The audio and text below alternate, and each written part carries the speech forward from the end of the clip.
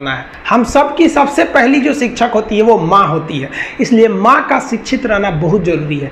अगर कोई शिक्षित माँ है तो वो कभी भी अपने बच्चे को शिक्षा से दूर नहीं करेगी। मेरा ये हरगिज कहना नहीं है कि जिसकी माँ अशिक्षित है उसका बेटा पढ़ा लिखा नहीं होगा। मेरी माँ आज भी अनपढ़ है, आज भी उससे एक रोटी मांगते हैं ना तो वो 2 रोटी दे देती है। दुनिया की सबसे अच्छा अलार्म जो होता है वो माँ होती है। आप कहिएगा सुबह 7 बजे उठाने के लिए, वो आपको 6 बजे ही उठा देगी और कहेगी बेटा 8 बज गया आपको। इस दुनिया में आपको सबसे बेहतरीन ढंग से जानती है कोई तो आपकी माँ, वो और दुनिया से आपको 9 महीने पहले से जान रही होती है। कहा जाता है कि मेरे नसीब में एक भी गम न होता अगर मेरी तकदीर लिखने का हक मेरी माँ को मिला होता है। माँ बचपन से पाल के बड़ी होती है। आइए यही ना है छोटका, बड़ा होके क्या बोलेगा, माई वाइफ माई लाइफ। गजब बबुआ गजब, इतना उम्र पे छोड़ दी रहती माई ना तो कुत्ता नोच के खा गया रहता, बड़ा होके कहेगा माई वाइफ माई लाइफ।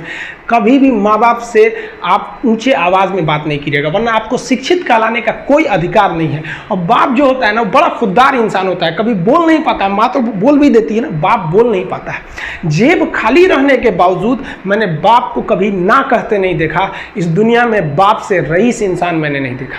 लेकिन इन दोनों को कहते हैं कि आप अपने बच्चे को जी जान से प्यार कीजिए, उसे सोने का निवाला खिलाइए, लेकिन उस पर नज़र रखिए दुश्मन की तरह क्या कर रहा है, वरना एक दिन बिगड़ जाएगा। माँ बाप भी लड़कियों को भेजते हैं हॉस्टल में भेजने पढ़ने के लिए। हॉस्टल जाती है बबनी पढ़ने के लिए, हाथ में घड़ी नहीं, और उधर से जब आती है छुट्टी पे तो 3000 का सोनाटा का घड़ी पहन के मम्मी पूछती बबनी घड़ी कहाँ से, तो मेरी सहेली गिफ्ट दी है बर्थडे पे। आपको पता चल रहा है वो सहेली गिफ्ट दे रही है, इतना सहेली का गिफ्ट आ रहा है वहाँ पे। आप नज़र रखिएगा वरना एक दिन आप ही पछताएंगे। पिता को भी हम ये कहना चाहते हैं कि आपके दिए पैसे से ही आपका लड़का बिगड़ता है। अगर उसे ज़रूरत 8000 की है, आप उसे 15000 देंगे तो जेन्युइन है, एक दिन वो आपका नाम खराब करेगा। पैसा ही इंसान को ज़्यादा बिगाड़ता है। उसको लिमिटेड दीजिए जितनी उसकी ज़रूरत है, उससे एक्सेस दे दीजिएगा तो वो फिर बिगड़ेगा। और माँ अगर बेटियों पे ज़्यादा नज़र नहीं रखेगी तो फिर वो भी बिगड़ेगा। नज़र रखिए जब तक वो कामयाब नहीं हो जाता है। जब कामयाब हो जाएंगे तो उनके अंदर खुद समझ में आ जाएगी कि क्या मेरे लिए सही है और क्या गलत है। भौतिकवादी इस समाज में भाई भाई में तकरार बढ़ते जा रहा है, ये सबसे गलत है।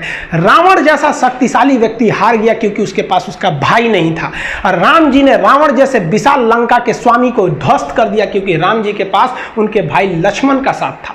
इसलिए आप भाई भाई एक होकर रखिए। बड़े भाई का कुछ कर्तव्य होता है, आपको सबसे ज़्यादा त्याग करना पड़ेगा। बड़े भाई का कहीं पे भी घर में कहीं पे भी पैसे लगेंगे तो ज़्यादा लगेंगे, मेहनत ज़्यादा लगेगा, सब कुछ आपको ज़्यादा करना पड़ेगा। ये दुनिया का दस्तूर है।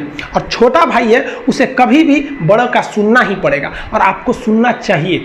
आपको भी एक बातचीत में एक लिमिट रहना चाहिए। बड़े को भी ये लिमिट रखना चाहिए कि हमें अपने छोटे भाई बहन को कितने लेवल तक डांटना है, लेवल से ज़्यादा नहीं डांटना चाहिए। और छोटे भाइयों और छोटे बहनों को भी याद रखना चाहिए कि हम अपनी जुबान का इतना गलत इस्तेमाल ना करें कि बड़े भाई या माँ बाप को बुरा लगे। वो भले आपको कितना डांटे, लेकिन आप अपने आप के लिए एक लेवल बना के रखिए कि ये इतना लेवल के आगे नहीं जाएंगे हम। कुछ लोग बड़े भाई माँ बाप का जवाब दे देते, कहते ये करो, कहते नहीं करेंगे, क्या करेंगे। हद है भाई साहब, कोई कुछ नहीं करने वाला इस दुनिया में। मर भी जाओगे तो कौन पूछता है। एक तारा टूट जाने से आसमान सूना नहीं होता, लेकिन संस्कार विहीन व्यक्ति जानवर की तरह होता है। हम बहनों को भी कहना चाहेंगे, आप लोग के अंदर शिक्षा बहुत जरूरी है। आप कम खाइए लेकिन माँ बाप से कहिए कि हम पढ़ेंगे पढ़ेंगे पढ़ेंगे। शिक्षा बहुत जरूरी है, शिक्षा बिना हर चीज़ अधूरा है। और आप जितनी भी लड़कियां हैं उन सबसे कहते हैं अपने अंदर थोड़ा बहुत कुछ सुधार लाइए। अपने आप को कभी दूसरे से कंपैरिजन मत कीजिए कि उसके पास क्या है हमारे पास क्या है। और एक चीज़ लड़कियों में जो सबसे खराब चीज़ होता है, आप कोई लड़की गुस्सा है या नहीं है ये चेक करना है तो आप उससे बस 1 गिलास पानी मांग लीजिए। उसके पानी देने के स्टाइल से पता चल जाएगा कि गुस्सा है कि नहीं। पानी रख के यहाँ पे, अरे क्या मतलब बनता है। आप गुस्सा है ठीक है, सब में होते हैं, जहाँ ज़्यादा रिश्ते रहते हैं वहीं इंसान गुस्सा होता है, लेकिन इसका मतलब ये क्या कि 2 दिन आपको मनोबल लगेगा। ये सारी ट्रेडिशनल चीज़ों को बदलिए, ये अच्छी बातें नहीं होती है। लड़कियों लोग को भी थोड़ा सा गंभीर बनिए। होता क्या है कि लोग कहते हैं ना कि एक लड़की को कोई बात अगर कह देंगे ना दूसरे को मत बोलना, वो उसको भी बोलेगी और उसको भी ये बात बोल देगी दूसरे उसको मत बोलना। अब पूरा मोहल्ला को पता चल जाएगा, सबको यही पता रहेगा कि किसी से बोलना नहीं है, लेकिन सबको पता चल जाएगा। भाई कुछ गंभीरता लाइए। लड़का लड़की सबको कहते हैं, जिंदगी के कुछ राज अपने तक ही रहिए। अपने करीबी भी दोस्त को कुछ खास राज को नहीं बताइए, क्योंकि कुछ करीबी दोस्त को भी ना कुछ करीबी दोस्त होते हैं, फिर वो ट्रांसफर हो जाएगा आगे तक। बहुत सारी चीज़ें होती हैं जिस चीज़ को आप शेयर नहीं कर सकते, घर की चीज़ें हो गई, बहुत सी ऐसी चीज़ें होती हैं। आजकल ना ये गर्लफ्रेंड बॉयफ्रेंड ना एक ठो ट्रेंड चल गया, अजब हाल है भाई साहब। एक बात हम आपसे कहना चाहते हैं, मेरे पैसे से अगर आप मोबाइल खरीद लीजिएगा तो अल्टीमेटली इकोनॉमिक्स के हिसाब से उस मोबाइल पर अधिकार किसका होगा? मेरा होगा, क्योंकि पैसा मेरा है।